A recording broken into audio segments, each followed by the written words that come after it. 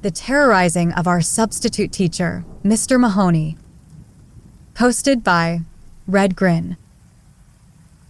What an odd guy, I remember thinking as Mr. Mahoney shuffled into my 6th grade classroom for the first time.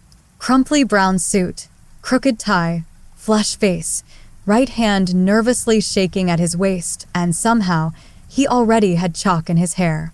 He stuttered out his first words to the class, and he hadn't even finished his introductory sentence before I knew he was a goner. I'd never seen a grown man look so squirrely.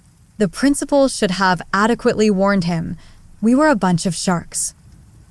And we smelled blood in the water. The pranks and jokes started small. Mr. Mahoney was asking for it in a way.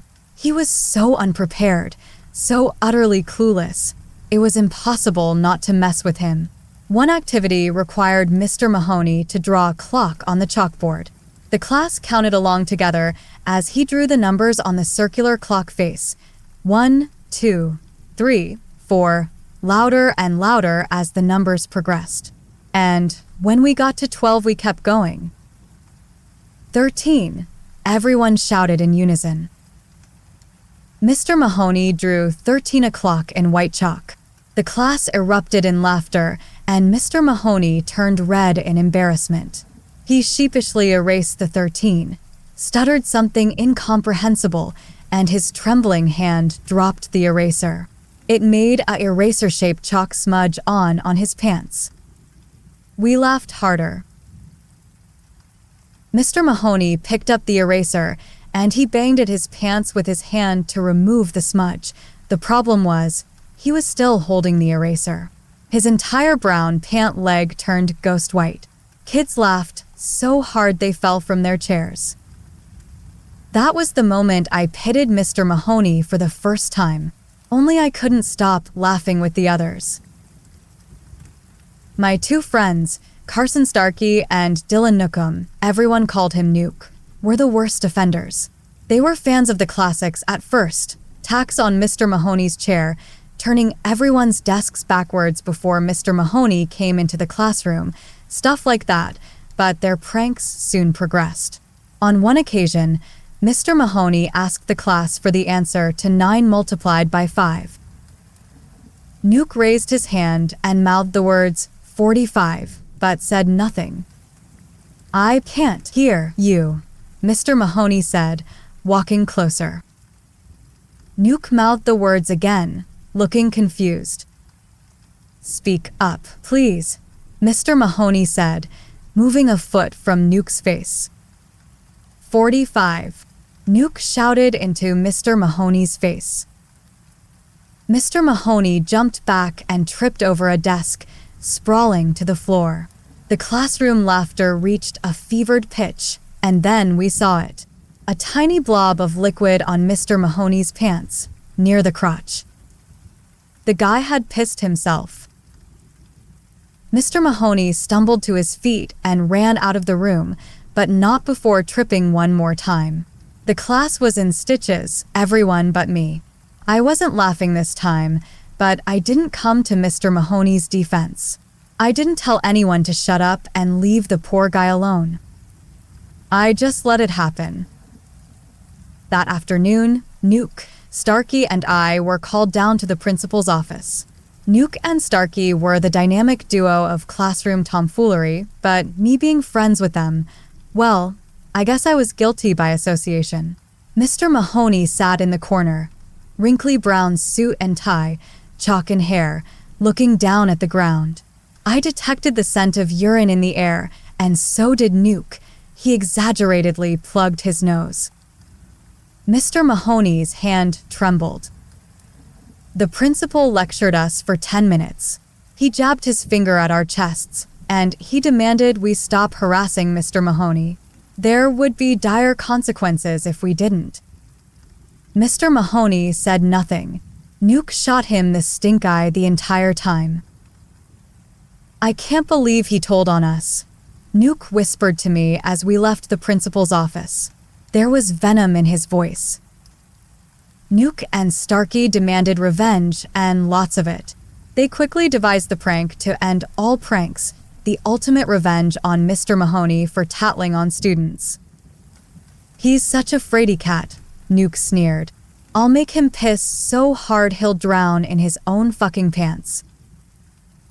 I unwillingly went along with the whole thing. Truthfully, I thought my part in the prank wasn't that big of a deal. I saw myself as the getaway driver in a bank robbery. I wasn't robbing the bank. I wasn't the one committing the crime. Sure, I was helping, but it wasn't that big of a deal. But looking back on it now, I was too weak to say no to my friends. I should have said no. But when Nuke and Starkey went over the plan, I merely nodded and said okay. My part was easy, and Mr. Mahoney might not even know I was there. Somehow that made it okay. The prank to end all pranks occurred on a Tuesday night. Nuke called Mr. Mahoney and pretended to be Mr. Nookham, and he demanded a teacher-parent conference at the Nookham household. Mr. Mahoney should have known better, but he agreed to come over to the Nookham home for a chat about Dylan's recent behavior. It was all set. Nuke's parents were gone that night. It was just me, Nuke, and Starkey. I sat in the basement next to the fuse box. Starkey sat next to me, unable to contain his giggles. I heard the doorbell ring and footsteps upstairs. The door opened, and 2 sets of footsteps walked to the family room. Nuke and Mr. Mahoney are sitting on the couch. I waited for my signal, and it came 1 minute later, a loud crash. Nuke just accidentally knocked over the lamp. I flipped the main power switch to the house. The entire home went black. More footsteps. Nuke is telling Mr. Mahoney that he'll check the fuse box. He'll be back in a second. The basement door creaked open, and footsteps echoed down the steps. Nuke is descending the basement steps. A dark figure appeared next to us. It's Nuke. "Do it, Starkey," Nuke whispered. Starkey dumped corn syrup all over the front of Nuke's shirt. Nuke stifled his laughter, while Starkey slipped a rubber clown mask over his own head and picked up the silver butcher's knife. "Let's do this." Starkey huffed through the latex. Nuke stumbled upstairs first, with Starkey trailing 5 feet behind. I reluctantly followed from a short distance with a Polaroid camera, and I watched the whole thing unfold. Nuke appeared from the basement door, clutching his chest and sobbing for help. "Mr. Mahoney ran over to him. "Oh my God." Mr. Mahoney blubbered, touching the corn syrup on Nuke's shirt. The killer clown then emerged with a raised butcher's knife in his hand. Mr. Mahoney screamed and grabbed onto Nuke's shirt at the collar. It ripped off and Mr. Mahoney fell to the floor. He backed up and trembled against the wall, still clutching the torn collar. I watched him quiver in the darkness. "Do it," yelled Nuke. "Take his picture." I brought up the camera to my face, but I couldn't do it. Starkey made some monster noises and inched closer to Mr. Mahoney. Our substitute teacher sobbed quietly. "Jesus Christ," said Nuke, pointing at Mr. Mahoney. "He pissed all over my fucking floor." I looked down and saw piss emptying from the bottom of Mr. Mahoney's left pant leg. I had never felt more sorry for another human being in my whole life. It felt like we were torturing an injured puppy.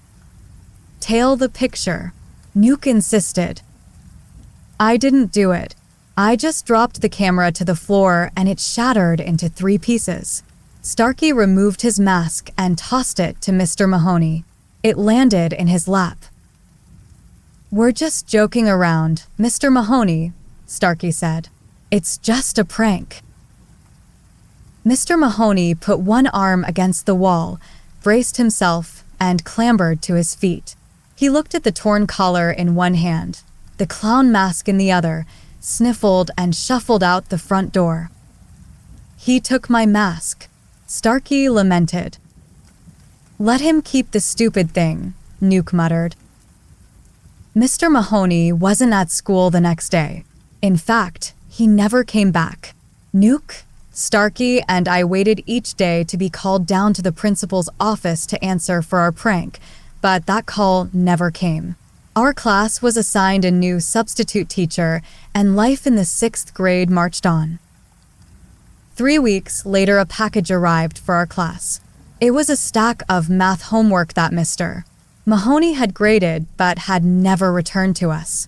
The sub passed back the worksheets, each meticulously marked up and graded. But Nukes and Starkies weren't marked up like the rest of the class. No crossouts or corrections. Mr. Mahoney had just written the same thing on each of their essays in blazingly red ink. Nice job. I'm looking forward to seeing more of you soon. I didn't get a worksheet back. I quickly thumbed through my binder and found the worksheet uncompleted. Never was I so happy to have forgotten to do my homework. What a load of crap, Nuke snickered. He crumpled up the sheet and tossed it on the floor. Starkey did the same. I slipped my unfinished sheet back into my binder, and I wondered what Mr. Mahoney was doing at the moment.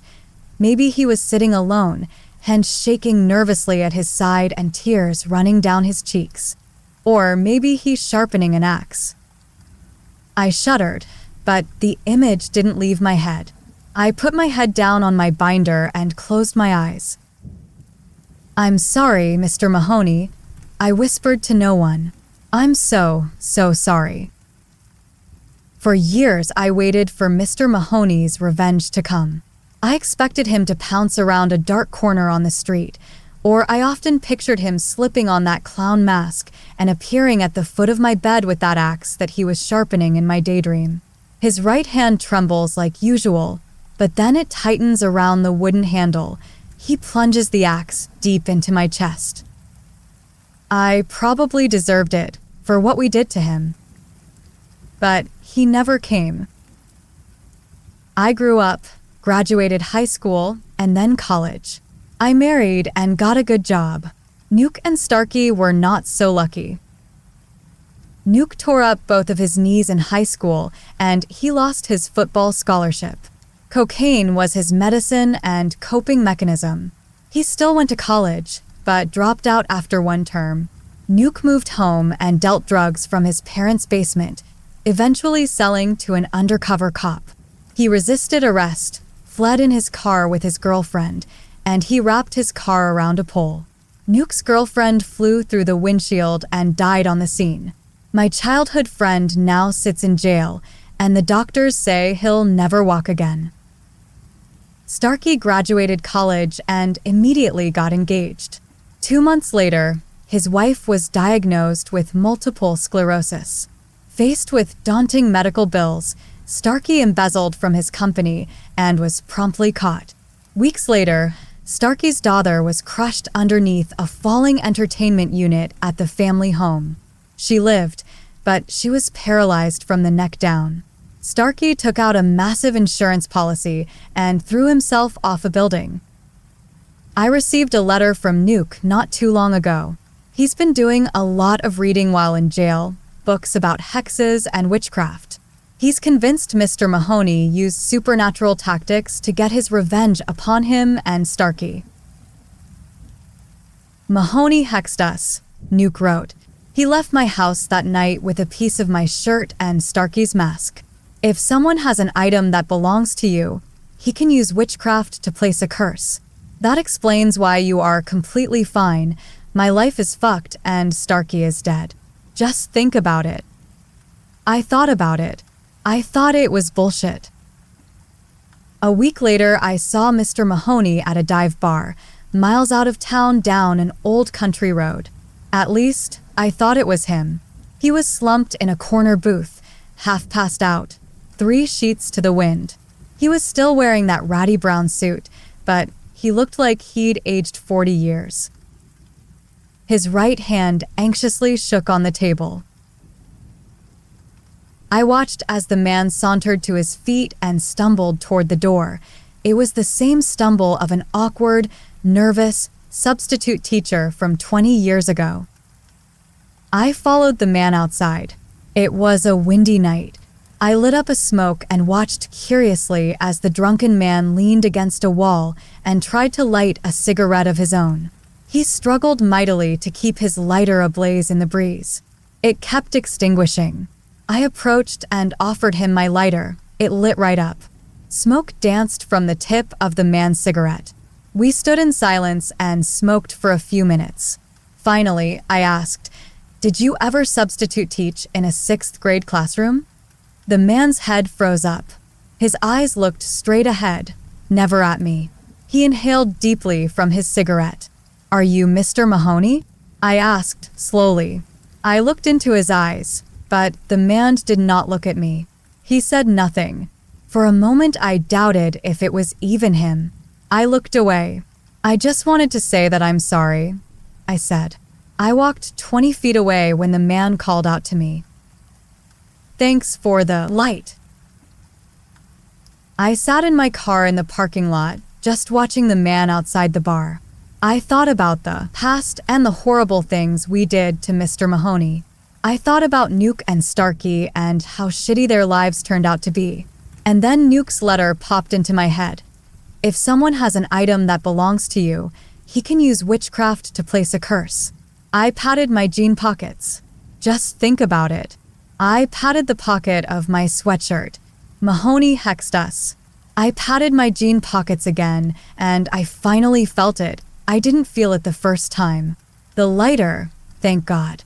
I pulled it from my pocket, studied it for a moment to make sure it was mine, and I exhaled slowly. I smiled to myself, and I shook my head. I was being stupid. There's no such things as hexes and curses. Nuke and Starkey were the victims of horrible choices and bad luck. There's no such thing as witchcraft. I examined the lighter, and I turned it in my hand. For a moment, I wished witchcraft was real. If that man outside the bar was Mr. Mahoney, he deserved the opportunity to ruin my life. I thought about walking outside and placing the lighter in his hand, but instead I smirked and pocketed it. I was being ridiculous. The man outside the bar was stumbling around. He was chasing something down the road, a tiny cigarette butt. My cigarette butt, the one I had just smoked. The wind picked it up, and the butt blew down the dark, country road. The man limped after it, hand trembling at his waist. What an odd guy.